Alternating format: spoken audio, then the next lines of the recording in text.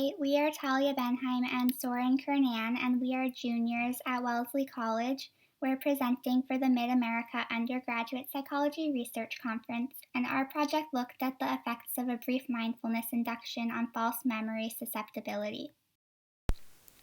For thousands of years, individuals have practiced mindfulness meditation, a Buddhist-inspired practice that encourages awareness to the present moment. In recent decades, neuroscientists and psychologists have been studying how mindfulness affects cognitive processes. Mindfulness has been conceptualized in terms of self-regulation of attention and an accepting orientation to experience. Research has shown that mindfulness has positive effects on various cognitive processes, including working memory, attention, and metacognition, which is thinking about thinking. Other studies have also shown that improved working memory, attention, and metacognition are associated with reduced susceptibility to false memory, which is memory for events that did not take place. These findings then raise the question of whether mindfulness leads to reduced false memory.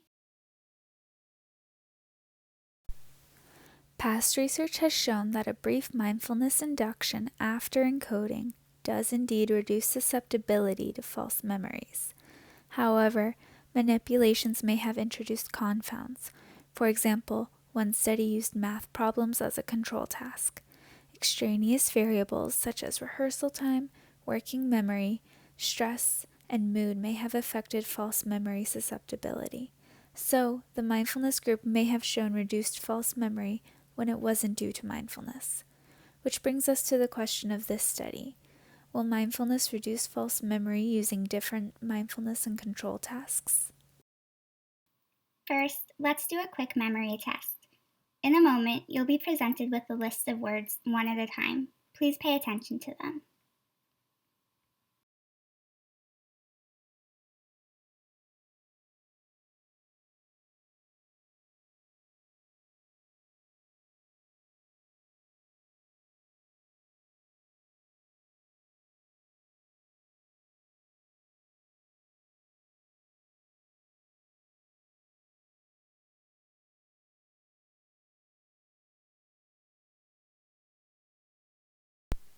Next, we'll test your memory for these words.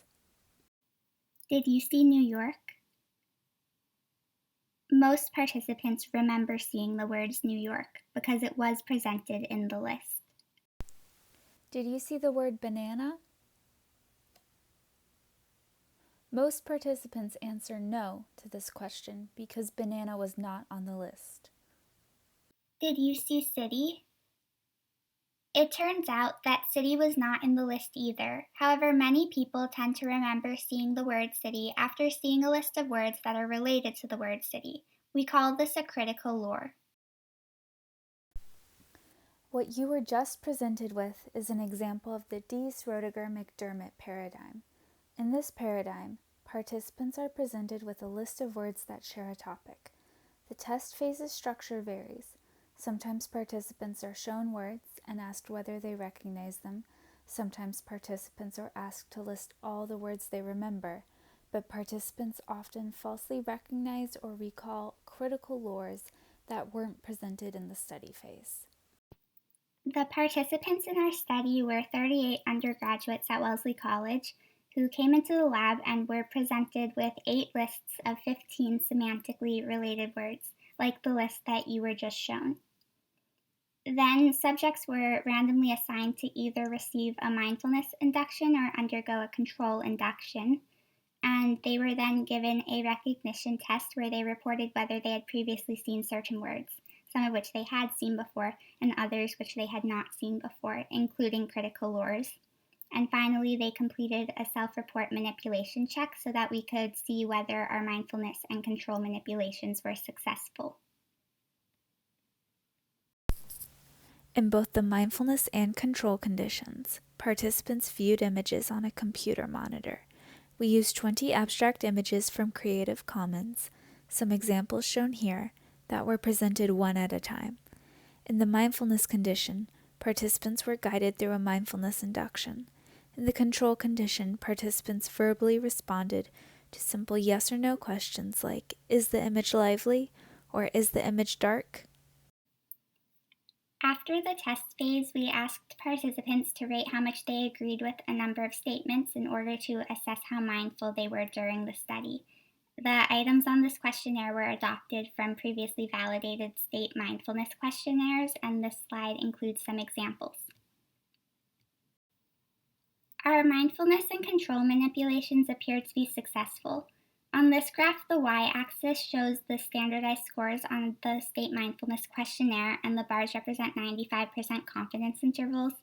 And as you can see, participants in the mindfulness group in orange reported significantly higher levels of state mindfulness than the control group in green at a 0.2% significance level.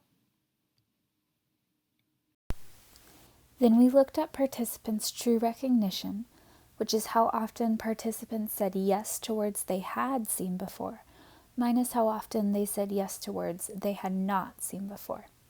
True recognition is shown here on the y-axis. As you can see, the means in both groups were similar, and there was no significant difference in true recognition rate between the two groups. And finally, we looked at a measure of false recognition, which is shown on the y-axis. And as you can see, the mindfulness group had slightly lower rates of false recognition than the control group, but the difference did not reach significance. Our experimental induction appeared to be successful. The mindfulness group reported higher levels of state mindfulness than the control group. However, there are some possible limitations in our evaluation of mindfulness. Specifically, we used a self-report questionnaire, so it may have been susceptible to experimenter demand effects. Participants may have responded in a way that fit with what they believed the study was measuring. Our false recognition results did not reach significance, but they trend in the same direction as our hypothesis and in the same direction as past research, with the mindfulness condition showing lower levels of false memory, but no difference in true memory. Past studies have proposed that this result might occur because the non-judgmental aspect of mindfulness improves source monitoring, which is the ability to discriminate between internally and externally generated memories. Our study would need to further analyze participants' ability to discern between words they had and had not seen to make conclusions about the mental processes behind our results. We've discussed several possible future avenues for our research. Of course, a future study could try to replicate our result with a larger sample size for higher power. In addition, recent research has found some really interesting results about the effects of mindfulness before encoding rather than after encoding, and these studies have even shown that inducing mindfulness before encoding might increase false memory susceptibility, which is different from what we have found in our experiment. And this difference between the effects of mindfulness before encoding and after encoding could potentially help us better understand the exact mechanisms behind why mindfulness might affect false memory in the first place. And finally, it could be interesting to look at how mindfulness, which is about paying attention to the present moment, impacts not just memory for past events, but potentially also thinking about the future. Thanks to Professor Kane, who advised our research, members of the Kane Lab at Wellesley College who provided insights, ideas, and good company, and to the Wellesley College Provost's Office, who supported our research with a grant. Finally, these are just a few of the many studies that inspired and informed our research, and we highly recommend looking into them if you would like to learn more about this topic.